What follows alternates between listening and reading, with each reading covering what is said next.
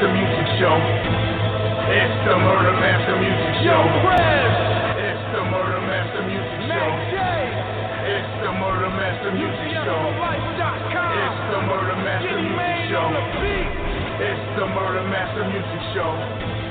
It's the Murder Master Music Show. It's the Murder Master Music Show. Hip hop is dead, but we don't resurrect it. You follow what mainstream says, but here it gets rejected. If you wearing tight jeans, don't expect to get respected. I'm from a time where wearing black was always on your checklist. From a time where faggots get checked if they reckless. From a time where if you got too much shine, we snatch your necklace. This real shit here, Illuminati, fuck the industry. We represent the street and they respect our street ministries. Hate no shorts and cut the middleman, literally. This hip-hop savior, our birth scenes like nativity. This a place where no one sells out for relevability, and the masses can get a chance to explore more creativity. You gotta be kidding me. If you call that hip-hop, niggas with box shades and fluorescent flip-flop. We killing Big Brother, cause we know he watch. You don't like what I'm doing, then you can suck mine. And you don't Murder Master Music Show. It's the Murder Master Music Show. It's the Murder Master Music Show. It's the Murder Master Music Show. It's the Murder. I'll tell you what, it's been a hell of a week on the Murder Master Music Show, and the homie Reddy Red's been with us the whole week. He was there Tuesday, with the show, and then last night was Raheem and the Furious Five. It was an amazing show. That was one of those things you didn't even have to ask a question. Just let dude go off. You know what I'm saying?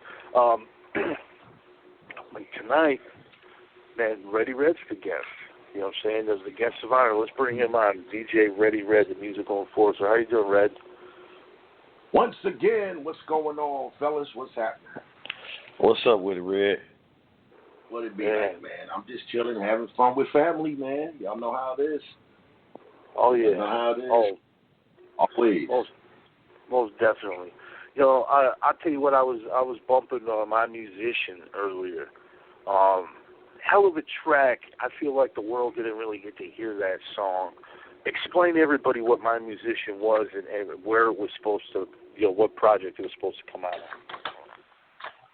That right there was leadway into the new album with Johnny C and Jukebox called Grip It.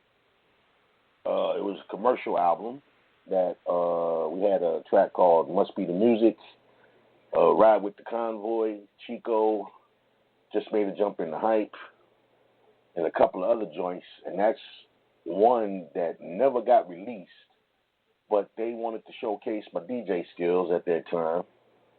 And during that time of being on Rap A Lot right there, Johnny C said, you know what, man, we need to hell our DJ a little bit. So Johnny C went in the closet and wrote the musician, and him and Box got busy on it for me right there. It's a really bad mix. I have a 4-track mix of that, man, where it really comes out very good. I was using the James Bond theme. Right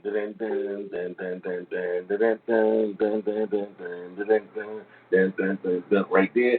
And I just was just getting busy with the turntable scratching and stuff. And Johnny C and Box is paying homage to the DJ and stuff, man.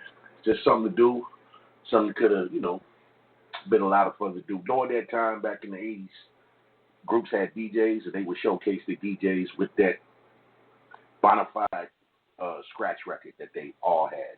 Jam Master Jay had one, Grandmaster Flash had one, Mixmaster Ice, leader of the pack. I was the musician, so that's how that put together. I like that track. It just has a lot of stuff up on there, good things that I could cut up, so it was a pretty nice track, man. You made me go back on that one. Yeah, can you hear me, Red? Yeah. Yeah, this was supposed to be on and Grip It, which eventually became Grip It on the other level with the new lineup of the Ghetto Boys.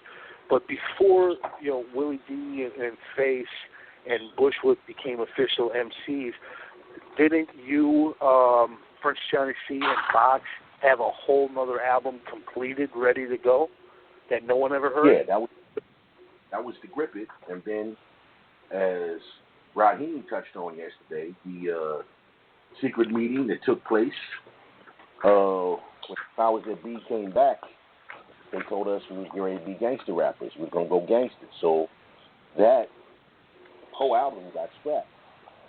And that's when the Ghetto Boys got regrouped with Willie-D, Scarface, and Bushwick Bill. There's a compilation on Proud called Gangster Rap. And if you listen to it or you see it on there, there's a song on there by the Ghetto Boys called Must Be the Music, which doesn't even fit into the key schemes of what's going on there. And that album got leaked with Priority, and that's why the Grip It on Another Level album is called Grip It on Another Level, because promoters are already lined up after the success of the Making Trouble album to go ahead and get down with the Grip It album, where we was using a Magic Carpet Ride right there. It was about, during that time, Mix-a-Lot's Baby Got Back was out, so we came out with a version called Baby Got Grip, got a lot of ass. So it was Grip It, you know what I mean? He was going Grip It. And stuff like that, man. So, one day, maybe if Johnny C comes up off the tapes, man, we'll share that to the world. I've been trying to convince him now for the past 5 years. You know, come on, man, let's let the world hear the album that got shelved, because I think that would put Johnny C and Jukebox in a whole nother light, because they are truly unsung ghetto boys. I mean, we are the guinea pigs of that era as far as Rap-A-Lot getting to the places that they needed to get to, as far as being commercially accepted, as far as being a new record label from the South. It was Johnny C and Jukebox who made strides to make sure that it got there. It was Johnny C and Jukebox who made sure we got on the Fat Boys Wipeout tour. And when we did the Mellow Yellow Luncheon for the Jack the Rapper and all the industry people was there, that was a make it or break it for Rap-A-Lot during that time. And nothing but industry folks was there, and we threw a luncheon for them, and we had to get busy to show that we could even stick with the other cats in the industry during that time, man. So I always gonna give Johnny C and Jukebox the credit that they deserve, because they are very unsung and they're not talked enough in the circles when it comes to the Rap-A-Lot history. It's like we talk about Car Freaks, then it goes into the Making Trouble, then all of a sudden it's Willie-D, Scarface, and Bill, you know. But nope, I was there. I know what happened. I knew what went on.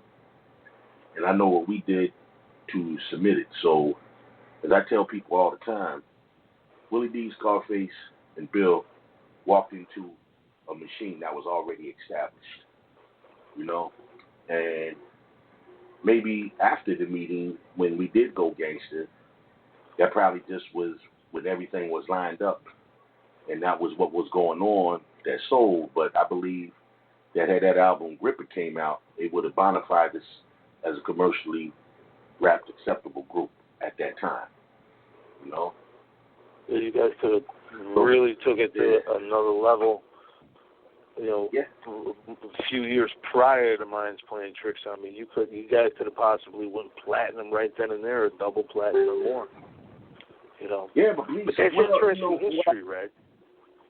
Right. You know, that's, see, I never know because nobody knows about that album, you know. Yeah. It was so, you know, we was never given the right record sales. We was never given, you know, what exactly was going on, but yet we still kept going and putting out stuff, you know. Money was being made. I had no question of that in my heart, man, because trust me, I'm not just going to walk away from a good thing. You know what I'm saying? Yeah. But if I'm going to keep being there, and I'm putting my heart in this, because I got people that depend on me, my mother and my family. I'm not just going to walk away from it if, you know, things was right. But I'd be damned if I'm just going to keep giving you good stuff and I'm not getting compensated correctly. And what you want to give me, and you getting all the money, you know, comes a time where you be like, hey, you know what? I'm good. I'll leave this alone, man. You know what I mean? Oh. And that's what I did during that time, you know what I'm saying? But I have no regrets. I had fun. I had fun. I had a lot of fun, and in this last 15 years, I can't believe how much of an impact and how much I see the love that's been coming my way of what I thought that I was nothing at. You know what I'm saying? I'm pretty much shocked by all the love and accolades that I do receive from that, because I'm like, wow, because I never thought nobody noticed, man. Yeah. Because, you know, it's really something. When you get into it, you never think that you will be mentioned among the greats or being one of the great group in hip hop, because it's like, wow, the litmus and the measure of all the other groups before you, man, are just so spectacular that when you up there and you're bona fide and the critics and the fans put you where you are, it's like, wow, man, I never would have thought that, you know what I'm saying? But I'm happy to be accepted like that, you know. I ain't gonna knock it. It feels good, actually, you know.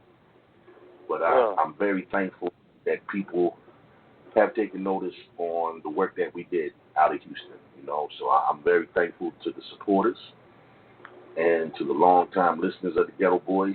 And without y'all, there's none of us, you know, especially me, you know. So I appreciate y'all and love y'all for that. I'll tell you what, Red, it's the stuff that you guys contributed. You know, the first lineup, you guys laid the foundation. You know what I'm saying? And it went to the second lineup, and of course we know everybody now in 2016, everybody's kind of doing their own thing. We all want a reunion. We all want a Two Live Crew reunion, but sometimes things just ain't going to happen. But I would like to see a reunion, man. Is there ever any, talks with you and anybody of possibly one more time for old time's sake type of thing? I'm going to say this. This is exclusive. You know, I shared this with you that we started and we renamed ourselves the Old Youngins, Danny C, Jukebox, and myself. But due to various work schedules and other things going on in life right there, we had to not say abandon, but just put it up for a while. Let everybody take a breather and do what they need to do. You know what I'm saying? Hopefully we'll come back together in 2017, man. You know, it's right around the corner. You know what I'm saying? I'm hoping. If not, I'm going to do something that people have asked me for a long time, and that's be a solo artist. You know what I'm saying? Maybe find me a couple of MCs and some things of that nature, because I have some things that I have to say, you know. And I think it just might be good for me as an artist, man, to express some of the ideas that I have that possibly could work. You know, I have a lot of people in my family, you know, that come to me, hey, man, work with me, man, do this. And, you know, I've always kind of be like, I really didn't want them to follow the path that I followed, but I might just reconsider my stance on this reality rap, but it has to be good shit, you know what I mean? It has to be something that's different and magical. And, you know, so I'm opening and expanding my mind to that. I had closed it off, but I'm rethinking that now, you know? Oh, I think it would be dope, because I always thought, you know what I'm saying, do it like a Geo, you had a dope rapping voice. You didn't sound like any other member of the group. I always wondered, man, why didn't this cat, you know what I'm saying, bust some verses on these albums? What kept you from doing that back then? I'm more comfortable behind the turntables, man, behind the music. Actually, before I left to come, actually I was on my way to L.A. with my sister. She had to make a slide stop in Houston. That's how I ended up in Houston. I had made a demo over Jasper Bradley's house, my mentor. I made Why We Live This Way, that got released. That's actually how I got signed to Rap-A-Lot as a solo artist, was Why We Live This Way. And I had a joint on there called The Party Started, which was a DJ rap song that I had. So, yeah, I always was playing around with the rap, but I always felt most comfortable behind the wheels of steel. But now, at 51 years old, I got some things that I want to say. You know? Right. So I can always make a beat, so I'll sit back and I'll probably do some writing over the winter. And I've said this before, but I'm actually, word is bond, going to have a finished product or a couple of tracks that I'll be like, Prez, I got these joints for y'all. Here they go. You know what I'm saying? I'm going to challenge myself to finish something. I got so many unfinished joints that I'm going to sit here and I'm going to work, I'm going to bang it out, and I'm going to come with a finished product, man. That's what I owe myself, I believe. You know what I'm saying? And that's what I'm going to do. Y'all heard it right here, too. Y'all can hold me to that shit. Right. And we'll get behind that 100%. Right, I'm about to say, make sure you throw your cousin Caliber on there, man. That boy be dropping that heat. Yeah. Well, you know what? I was supposed to do something for how I got Caliber in the mix right there, because I didn't come forth with something. So I said, hey, I told Prez, yo, Prez, Prez let me have it too. Hey, Prez, you know what? I love you for that because you didn't accept my bullshit. He said, Red, I was supporting that shit, man. But Prez is all right. He can flow. So that kind of got me out the hot water with my man. But yeah, my cousin's phenomenal, man. Oh, he's just. Yeah. It was all but good, you remember man. that? It was an honor to have him on there. Yeah, but I remember that, and I was like, I said, you know what? That's when I looked at you. I said, you know what? My man is for real. You know what I'm saying? My man is real. I had to appreciate that of you checking me in the way that I needed to be checked. You know, because a lot of folks, you can't tell me nothing. Right. You know what I'm saying? Really, but here come my man, but he telling me in a way because I had put my word on it, but I didn't follow through. So, you know, that balls in my word just, boom, got out the window on there. But, yeah, I was able to present my man Caliber, and he's just exceptional. He's doing his own thing. He's getting busy. And I just be like, lyrical beast. Why hasn't my man just blew up to the things? And once again, it just shows that the industry is one-sidedness, and they dumbed it down, because in the real world, where talent was to be the forefront of it, Caliber should be up in there right now, getting busy, you know. But it goes to show you that it ain't always like that, you know what I'm saying? So he's taking upon himself to do his own thing and to get busy, man. And he comes out with these videos, he shoots, and I'm just impressed, you know. Just impressed. Yeah, he's a slayer. He's serious on that. Super talented, and he already knows when he's ready. He's got a spot to come on the show, and we definitely going to get behind him too. Guy's real talented. We know where it comes from. It's in the family, you know. Yeah. I got another. Got Frank Costello, King Crack Costello. He's becoming into his own. He's putting his stuff out, man, and I just be trying to look out for my family. I don't want them to go through the same hardships that I went through, you know, and things. But like I say, I'm gonna open that up, man. I'm gonna open it up because you know what? It could be right there in front of me, and I haven't looked at it because it was family, you know. Sometimes we'll do that. Sometimes the keys and ingredients is already there, but we're looking somewhere else, you know. So I'm rethinking everything right now, you know. Rethinking it all, putting it on the table, and gonna come up with the formula and get it together.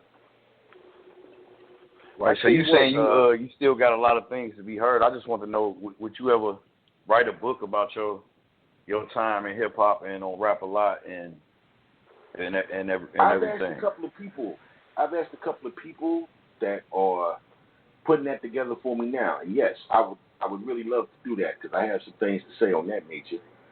And there's going to be nothing but the truth, you know.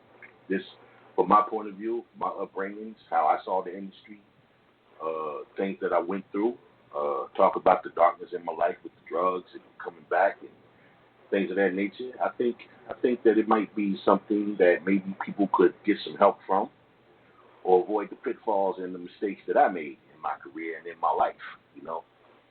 Right. I'm just glad to be back. So, yeah, that's coming. That's another possibility. No, I ain't going to say possibility. I'm going to say that's another sure shot right there that's coming. Wow. I just have to find a person. I found a couple of authors that I've been talking to see how you do this, and it looks like that this might be self-published, and maybe I just need to find a good writer that I could talk to, like how I'm talking with y'all, and just relay the stories while they're fresh. Because, sometimes when I'm talking about something else, it just pops up in my mind. Oh, yeah, you know what? And then this happened and things of that nature, man. But it's a lot of stuff that I could talk about, and there's some things that I don't even want to talk about, Right. So we'll see. Yeah, we'll definitely see what's going on in that, man. Because I'm surprised that people even want to hear about it, man. But you know what? I'm always willing to talk. You know what I mean? Like I say, I find that fascinating. From a cat that grew up daydreaming a lot and using his imagination and putting myself in different scenarios and things, man, I find this to be fascinating that I've gotten to where I am. You know what I'm saying? I just always said that, you know what, I never wanted to be like everybody else. I just wanted to be me. You know what I'm saying? And I dreamed and I saw myself there, before anything. And I always had the support of my family, from my late grandparents to my beautiful late mother to my sisters, brothers, always supported me. It was never a negative. You know what I'm saying? It was never a negative. It was always the support. And that's what you need when you're trying to live a dream or have a dream. You need people that are going to support you and not be dream killers, Right. Everywhere else, oh, man, I ain't never get away with that shit. Yeah, I'm going to do that. They the first one to be, oh, yeah, all you do is just going to do something with that, man. You know what I'm saying? I'd be like, no, you didn't. Trust me. I remember everybody that told me no, and I remember everybody that told me go ahead and you could do it. You know what I'm saying? There's just some things you never forget, but I always use that as a fuel to ignite my fire. And it never was to be like, nah, look at me. It was just like, I remember I had a teacher named Mr. Wig. I was maybe in the 5th grade, and I wanted to play an instrument. The only thing they had left was the trombone. And I tried playing the trombone, but they never told me when the classes was, when to meet up and all that. So I got called down. You know how the intercom worked when they want to get rid of you? So the intercom finally worked. Collins, please report to the music room. So I reported, and Mr. Wig said, you know what? You have no musical talent whatsoever. You're a waste. And when I got home, now my mother was a musical person, my first influence. She was a music teacher. She played piano, church, and taught piano. And, where only your mind can pick up there's something going on with you, but you won't let her know what's happening, but she knows, And she was like, what's wrong? And I told her, I said, well, Mr. Wiggs said I had no musical talent, and I had to give up the trombone, and this and that, and, oh, boy, she wanted to go up to the school the next day. I'm like, oh, Lord, here we go. Right. And she went up there and let them have it. You know what I'm saying? She let them have it. That how dare you try to break my son's spirit and all these other kids' spirits? Sometimes, man, you got dream killers that's implanted in the school systems too, man. You ever notice how kids be bright from kindergarten to a certain grade, and then all of a sudden they just ain't got no more spark no more?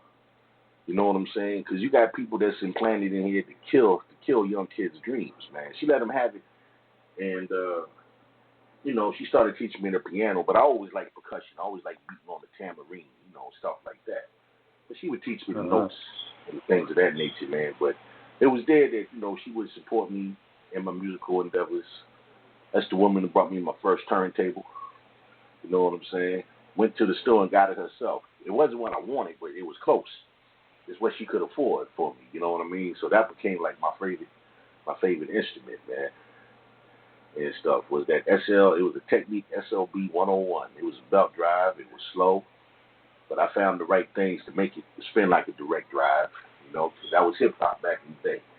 You just didn't go out and get all the good stuff all in one shot like all the young kids do now. You know what I'm saying? Right. You have to get a piece here and a piece there. And if you had a crew, he might have a good mixer. Your boy might have the records. You might have the speakers. And you just all combined, played together. That's how it was. That's how we formed crews and did stuff. So I would like, and if I do, I probably would dedicate it to my grandparents and my loved ones.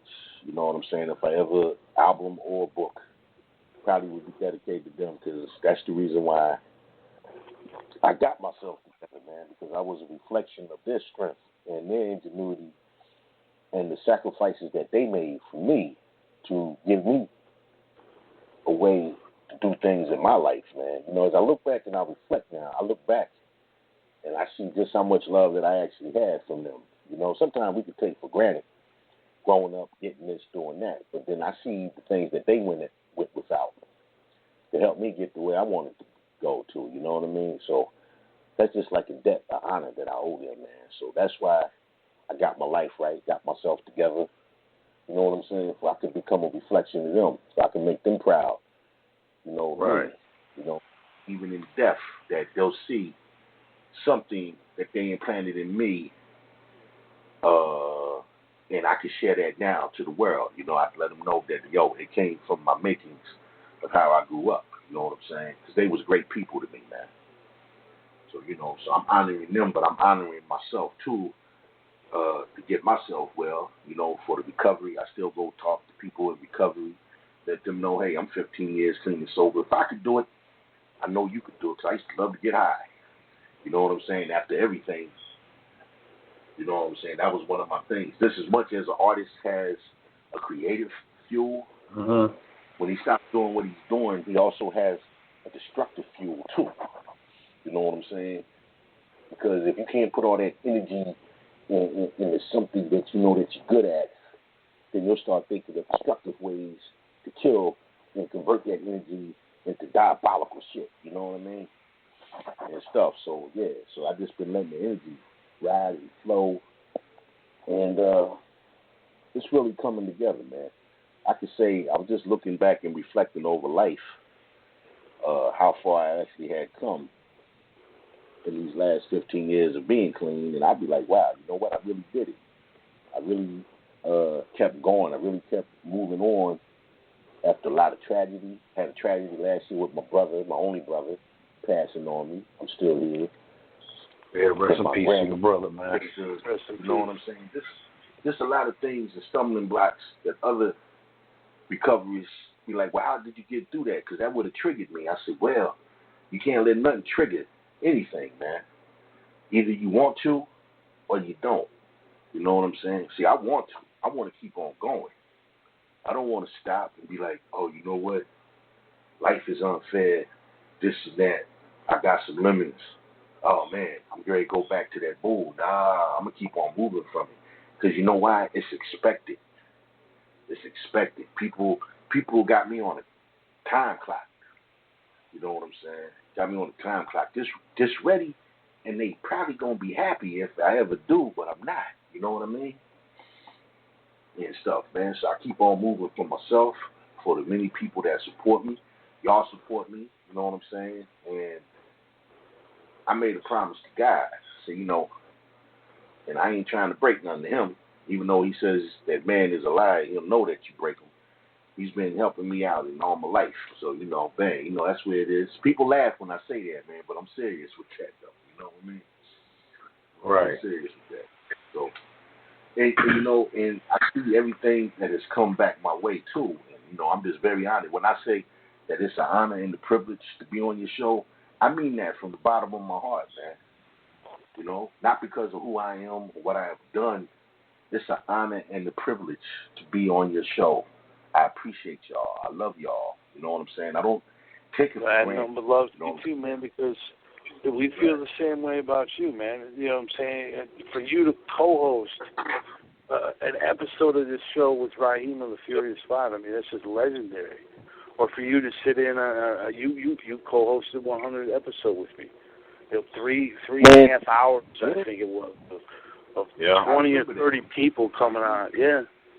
He was right there with me. I mean, you've been a huge part of this show since pretty much, since we first interviewed you way back on episode 30 or something. You know what I'm saying? Wow, look, where is it at now? 294, 95, 96? Yeah, 296, man. crazy. 296, man. I should play that number, 296. I'm gonna play that number straight in box, man. Right there. That could be the key. That could be the ingredients, right there. Yeah, I'm gonna start playing the numbers of these shows, man. And see what's going on. But now yesterday with Raheem, let me tell you, the brother that called in from the UK and he talked about You Are and Dreaming. Well, my mother used to think that Raheem from the Furious Five was Michael Jackson. When I'd be playing that song in my room, she would come and say, "Who's that, Michael Jackson?" I say, "Nah, man, that's Raheem from the Furious Five." You know, and one of her favorite songs was a song on there called You Are, which Raheem went into was more of a spiritual type tune. Hence, he had got the name Brother Raheem from that. You know what I'm saying? So that brought back a flood of memories, man. And, you know, for me, just to be in the same space with one of my heroes, an idol that I look up to, all the Grandmaster Flash and the Furious Five, rest in peace, Keith Cowboy. You know what I'm saying? That means something to me, man, where sometimes, bro, it'd be hard for me to stop being a fan. You know what I mean? I'm a fan. Yeah. I don't think a day go by where you don't hear me talk about the Furious Five and Grandmaster Flash, or you'll see something in my history about Grandmaster Flash and the Furious Five. You know what I'm saying? Because, man, they had that impact, man. And I think I owe them a check, bro. Real. You said something about yesterday, you know, if any of y'all want to write a check, you know what I'm saying? I owe them a check. I owe all the old school a check, man, because I'm all of them combined. You know what I'm saying? All of them combined. And I tell folks, I ever hit the Powerball, man, watch what I do. Watch what's going to happen. You know what I'm saying? Everybody going to have a job, bro. That's what I said. Everybody going to have a job from that. You know? And see, Red, we feel the same way you feel.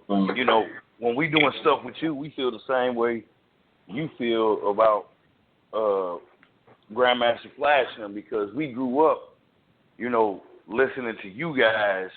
And I remember the early videos and having to hide shit when my grandparents would get home a little early because, you know, they wasn't really approving of what we was listening to. But, you know, it always felt like the music y'all was making was made for us.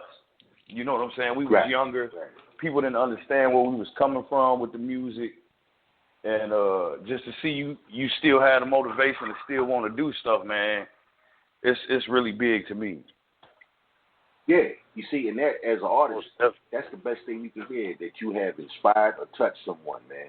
Man, I get a lot of inboxes sometimes, man, from people from places I can't even pronounce, man, all over the world, all four corners of the world. And I'd be like, damn, how we impacted this guy's life or this girl's life, man, or they tell you that they found themselves through the music, man. I mean, it's a powerful tool, man. It's a powerful thing. And I'm just honored that they think that much of me and I think that much of them, man. You know, people will say they like the way that I'm reachable. And, you know, I say good morning to everybody all the time. Sometimes I got to group everybody together that say hi. But, you know, when they come to my page, I'm going to respond. I'm going to holler. You know what I'm saying? I'm going to see what's happening, see what's up, man. Because I've always liked the interaction of people, because it keeps me focused, keeps me grounded. You know what I'm saying? Lets me know what's going on. I found that out early with you when I remember you had the Glide app, and when you first downloaded, everybody else that got it, it'll pop up on your thing, and I sent you a message. You hit me right back. I'll never forget that. And when my dad passed in February, you know, you hitting me and sending your condolences, man. That meant a whole lot to me, man. You know what I'm saying? Because I knew you had just went through losing your brother, and for you to take your time to give me some kind words, man, I'm always remember shit like that for the rest of my time here. So I'm always salute you, man. I'm always be behind you, man. Right, yeah, that's from the heart, man, because I know how that feels, man. You know, because sometimes, man, you never know, man.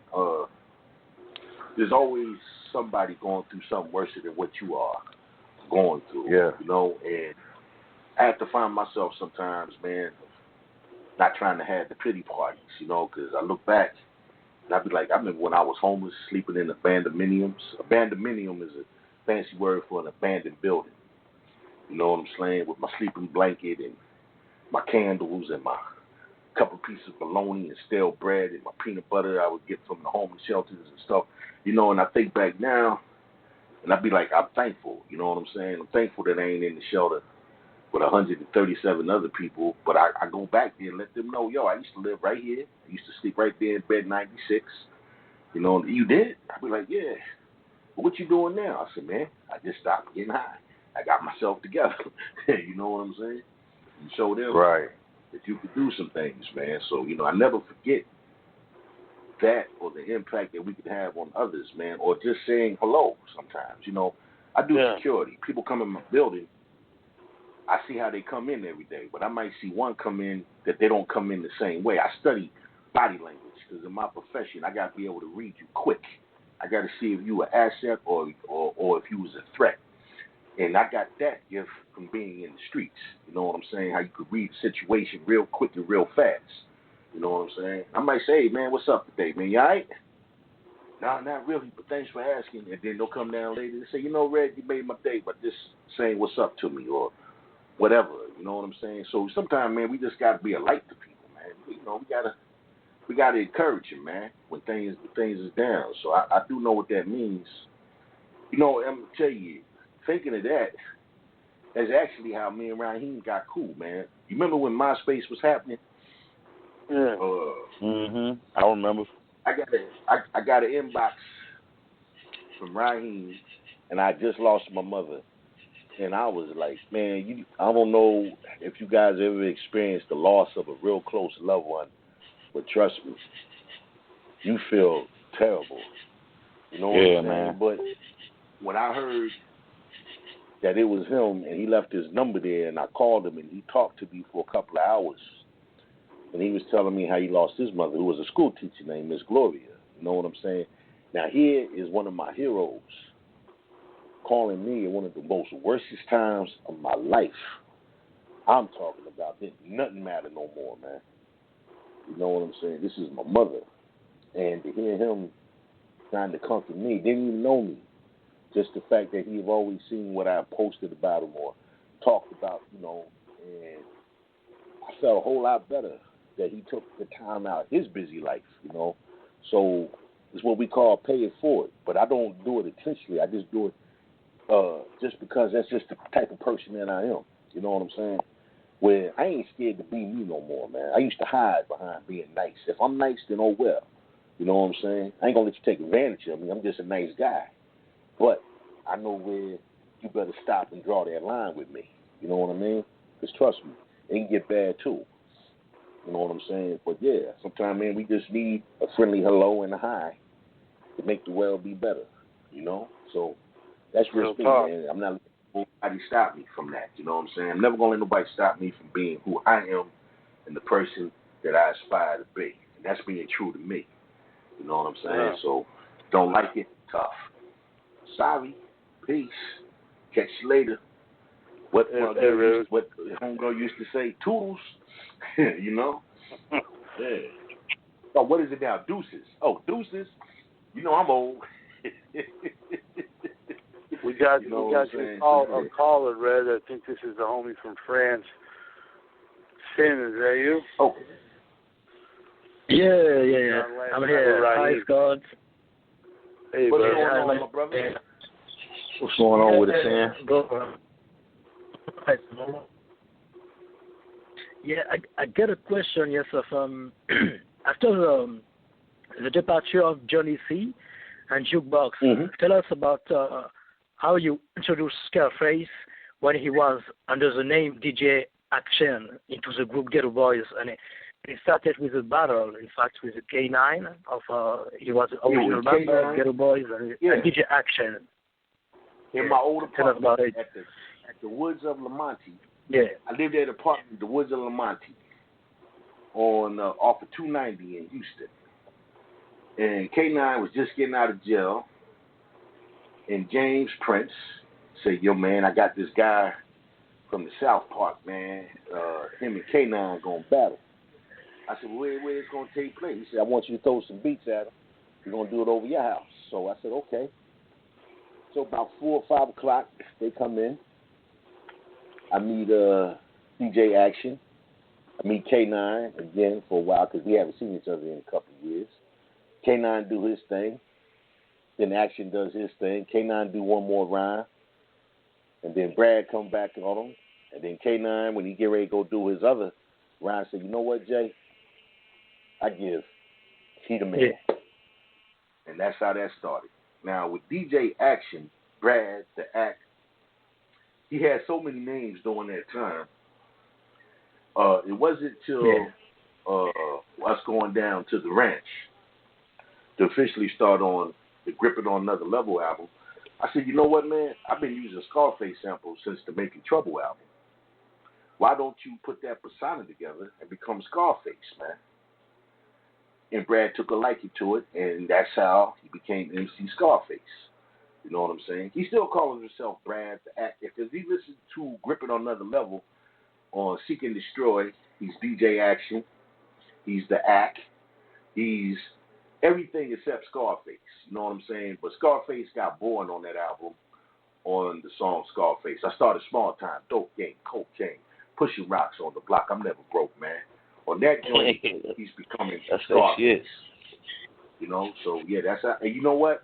When we first went to Memphis and we was learning about the culture there, everybody was doing this dance called the Gangster Walk, and they was doing that to the Ghetto Boys Scarface song, man.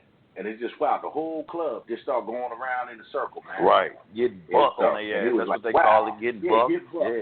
Yeah, to get bucked, you know. And just a flood, man. And, you know, and it was that fashion when we started going to different places, establishing the code of balls in my word. You know what I'm saying? My friend Lee from the Deaf Floor, he brought me, I think from like my 22nd birthday, he brought me the novel Scarface. And I got so deep into the book, other than what the movie was about, man, you know, and I just got absorbed in this, the movie Scarface, where I could find the best pieces and put it together and find what's going on. I could still pick pieces from that movie ain't nobody even touched yet, man. You know what I'm saying? Because it's just so deep. You know what I'm saying? But yeah, I'm glad better than anybody else. Then I'm glad he got the persona of the Scarface stake down. Yeah. Yep. Yeah. Yeah, it's just so many things on there. So much game. Actually, I hear that they're trying to remake that, man. You can't remake a great movie, bro, already. No, you can't. You can't, man. It's like Wolf Over the Cuckoo's Nest. I heard someone was going to try to make that. It's like, you can't touch Jack Nicholson in that fucking movie. Exactly. You know, you can't, certain things you just can't mess with. You know? Yeah, you can't do, man. Scarface is one of them. Yeah, because that's what they need to do is they need to put all the deleted scenes and all the other stuff and recut it like they did The Godfather.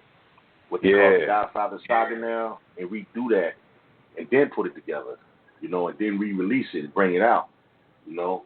Now, I would love to see that, you know, but I guess eventually, man, you know, they'll catch wind to it, you know what I'm saying?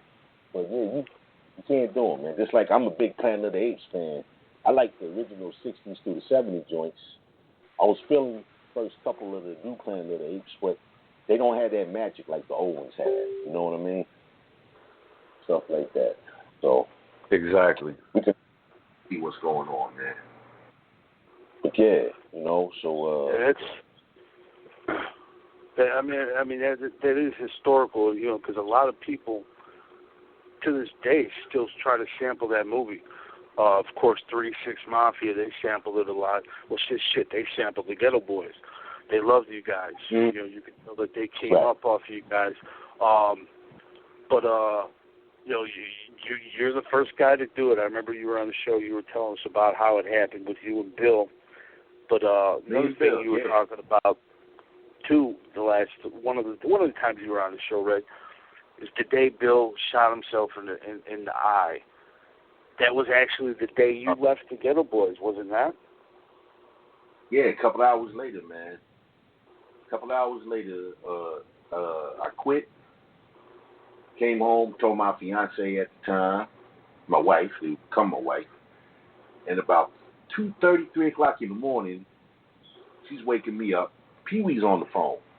Pee Wee was like the cruise valet. That was John Vito's right hand man, Pee Wee.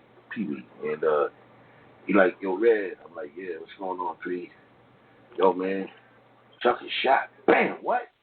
Yeah, man, he got shot in the eye, man. So we up at Ben Taub. So bam, we all go running up to Ben Taub. I go in there. I used to live with him and his sister Rosie. And you know, she said, hey, Red. And she's upset. She's crying. She said, the bullet is lodged in Bill's speech and understanding. He could die. I'm like, oh, wow. You know, me and Bill is super close, man.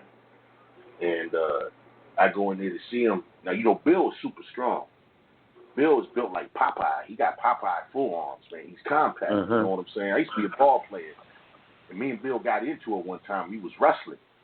You know what I'm saying? That boy is strong, man. Trust me. And he's like, yo, Red, help me.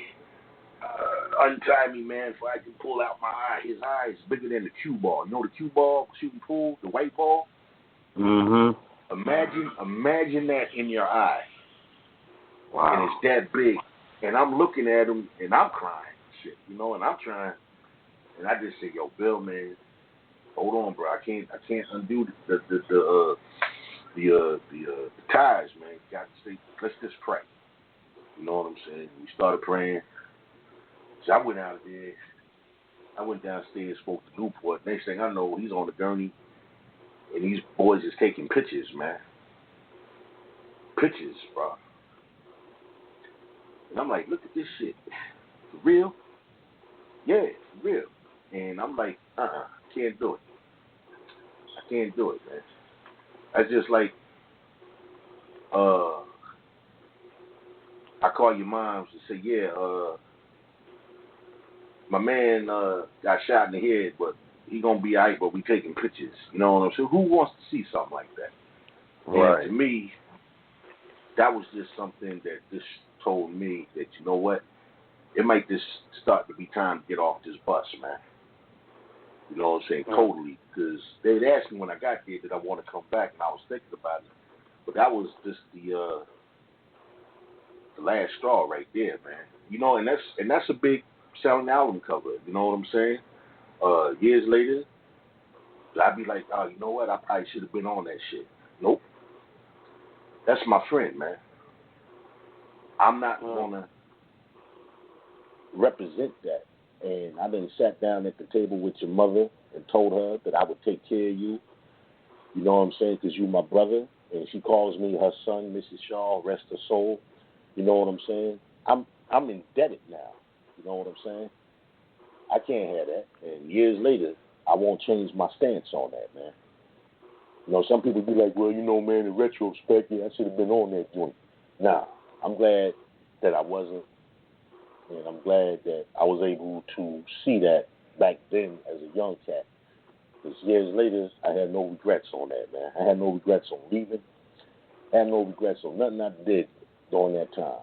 You know what I'm saying? I came in like a man. I believe I left, you know? I respect that because, you know, a lot of people wouldn't take that stand. You know what I'm saying? You did. You thought more of, this is my homie, this is my friend. You know what I'm saying? I'm not going to sit here and, like you said, disrespect his mom, his family, or whatnot. So salute to you for standing by Bill and doing that. Oh, yeah. You know. But that was the day. That was the day you said, you know what, I'm done, and you left. And now the Scarface album cover. Did they take that before Bill got shot? They had to have. Yeah, that was taken before Bill got shot. And they blacked me out. See, to get rid of me, because I told the powers that be, kind of, you know, I'm out and all this other stuff. That was sort of like my punishment to be banished from the books. You know what I'm saying? And stuff. Right. It's kind of like they was like, well, Red ain't fucking with us. We ain't fucking with Red. Yeah, pretty much. That's it, man. So I was made the example of the shit, man. You know what happened to Red, man? And you know that, man. Shit, you know. That's how you talk. In case y'all ain't know, that's how the older talk, man. Shit, man. You know, y'all gonna find yourself like Red, man. Shit. You know what I'm saying? So I guess they try to black me out or whatever. You know what I'm saying? I laugh at all that shit now, man. You know what I'm saying? I saw the original picture in the article. I forget the name of the interview you just did recently. Yeah. And I saw the picture. Was that the original picture, or did they just lighten it up a little bit? No, that was the original because they did put some out before they blacked it. You know? Oh, they did? Yeah. Oh, yep. It must have been LP or something. Because I've never seen it. I remember my cousin having the vinyl, and you was on the vinyl, but then when we got the CD, because we had the tapes first, but when we got the CD years later, you wasn't on there, and I'm like, this shit ain't right. Yep. Mm-hmm. Yeah, wow. I bet they're worth a lot of money, too. Probably so, man. Just like if you have the original Grip It on another level, where it's spelled Ghetto with me with the shades on. Yeah. That right there is the first press. But then the new one is the second press, where it's Ghetto spelling. You know what I mean? So there's a lot of history. I mean, now, you know, I'm a record collector, but I'm not a record collector. I don't spend over $30 for a piece of record. This catch, man, there's thousands of dollars on records. I don't know how they do it, man. I've been a DJ for like 36 years. You know what I'd be like, not me. Can't do it. Yeah, you know, it could be the whole. I'm always looking for that record, and I'm not going to pay no $200 for it. But if I can get it for under, like you said, under 30 or something. Yeah, now if you told me that these right here were the rare royalties, outtakes, or maybe a group like Grandmaster Flash and the Furious Five, did I get to hear Flash warming up before he did The Wheels of Steel, then maybe I might spend another $20, $30, $40 for it. But I can't do it, man. I can't do it. Just like they got some Bruce Lee action figures that I want. I'll be like, how much y'all want for these? $400. They get crazy with that, don't they? They get crazy with the prices on collectibles in general. I mean, they just you know. I'd be like, see now me with my Powerball money. I would start companies where you got to think about the working man. See, I'm all about work now. You know what I'm saying? We want the same things that good people have, but we don't have the money to get it at that time, man. You know, just like I started building lightsabers, and I ain't forgot about that request either, Press. But I build lightsabers, but they make them $600-$700. You know what I'm saying? And I'd be like, I ain't got that type of money just to be having no plumbing pipe, no $600-$700. You know what I'm saying? Yeah. So, what do they make them from? Oh, they make them out of photography, flash tubes from the 40s and 30s. The only thing I got to do is just find the parts here and there. You know what I'm saying? So it becomes a project where I could build them for less than $80. You know what I'm saying? It's things of that nature, man. Right. So I'll be like, man, it's all about being practical, man. Before I spend $800 on a pipe, that's car note, telephone, cable, and some other stuff I could take care of. You know what I mean? That's real talk. I mean, so, you know, I'm trying to build up my CD collection, and I'm always on eBay looking for CDs that I once had. And I've noticed that what I'm doing is I'm finding them for like $4 a piece. Like, these people will put them up, $4 a piece, free shipping, and you get them. But the problem is, at that price, you don't know if they're going to be half mutilated or not. But I got some gems, man. I got the first Two Live Crew record without a barcode from '86 for $4. It's like, how the hell do you do that? You know what I'm saying? Yeah, so you know what? can Some find people don't know what they deals. have. You just got to jump on it right away. You got to jump Then on again, it. who has time to stay on eBay 24/7? You know. Yeah, I do. I wake up in the middle of the night, be like, okay, I'm going to get this. 33 seconds left. You know what I like? When the last cat he ain't bid on nothing until the last 20, 30 seconds. But like, how you think you gonna outbid me? And I've been on this thing since it's been happening. You ain't gonna for a week.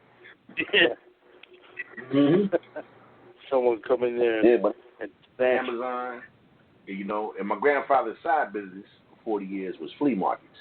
I get up 6 o'clock in the morning, and I go to the flea markets. I go to second-hand stores. You know what I'm saying? I go find the you can find the stuff there, man. You know, you just gotta be willing to look. I tell people, if you're gonna hang with me in the morning, don't have no curfew, because I get out of here at 6 in the morning. I won't be back to about 10, 11, 12 at night. You know what I'm saying? And they ain't spend a ton of money. But I have tons of stuff, man. I might have 100 records that I spent in 3 places and only spent maybe $20. You know what I'm saying? 50-cent record here, $1 record here, $2 record here.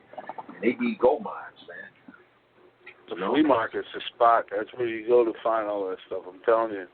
He's right, folks. Everybody listening, hit them flea markets up, especially if you're into collecting stuff, because you don't know what you find. You don't know what you find. You know what I'm saying? You can find I paid $1 frame for $20 that I was gonna go get one made for $140. I said, you know what? Bam, this is a better one than what I was gonna get. Yeah. So yeah, man, I'm cheap with $1, bro. But I ain't that cheap now. I do live a little bit.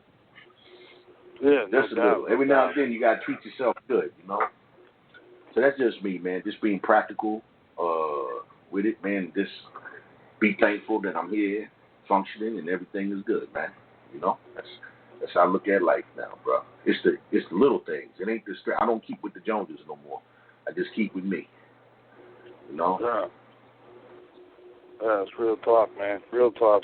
Well, I'll tell you what, Red. It's been a hell of a show. As always, it's always a huge honor to have you on the show. We look forward to having you on again. But I'll tell you what we're going to do. We're going to go out of here with my musician. You know what I'm saying? We was talking about that at the beginning of the show. Hell of a track, Prince Johnny C, Jukebox. You know what I'm saying? Of course, yourself. Before we go, though, Red, is there anything you want to say? Social media or anything you want to give the people if they want to work with you or get you to do a show or anything like that? You can find me on Facebook at Collins Lightsaff. Just punch in, Google me, DJ Ready Red. Go right to my Facebook page. I'm at DJ Ready Red on Twitter. I'm DJ Ready Red on Instagram. And, damn, I ain't hard to find. Just look forward. 2017 is coming. Look forward to the musical enforcer finally getting ready to enforce the code and the brand. It's coming. That's what I'd like to thank about. all the support and love that I get. Thank y'all. No, thank you, Right on, Red. Yeah, we look forward to that, man. We look forward to that, and you know we're going to get behind that 100%. You know what I'm saying? Whatever you do, you're welcome here anytime. I told you. I got the challenge. What's that, Red? Said, come on, Red. I want y'all to hold me to it. Like, come on, Red. We're gonna be inboxing you at least.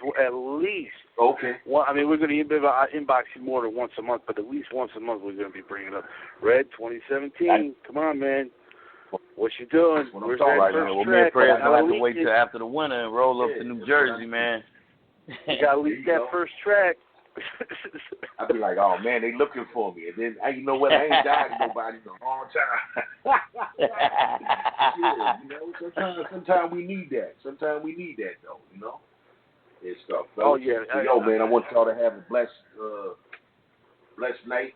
I want y'all to have a good weekend. Safe, happy holiday. Oh, and I want you too, Red. In the way of the storms, don't procrastinate. They're giving you enough time to prepare for these storms that's coming in on the coast of Florida and Georgia. Prepare, be safe, and plan now, not later or aftermath. You know what I'm saying? Take heed to these warnings because, you know, the weather is crazy now. You know what I'm saying? The weather is nuts. I've never seen anything like it, man. I've never seen floods to this extent. Yeah. You know, I mean, there have been historic floods throughout history recorded, but I don't think we've never seen it in our lifetimes, not like this. You know, and it's crazy. Indianapolis the other day was underwater. And then, like you said, Florida, they got the bullseye of the hurricane going right at, like they said, like 30 or 40 counties are under a state of emergency in Florida right now as we speak. So it's crazy. Yeah, it says life-threatening hurricane barrels down on Florida. It says, 51 counties in Florida were put under a state of emergency. I mean, man. I got people in there. My sister's there, my niece, my nephew's there, friends is there, you know what I'm saying? So, do it now. You know what I'm saying? That ain't going to come out. So I hope he's safe. Right. Everybody down there in Florida, JT Money. Yeah, man. Everybody be safe out there. Watch out for this stuff. This weather ain't no joke. Ain't no joke at all. But we're gonna get out of here. Here's My Musician. Saying the Ghetto Boys, the original Ghetto Boys, minus K9 and Raheem, but you got Jukebox, Johnny C, and the musical enforcer himself, DJ Ready Red.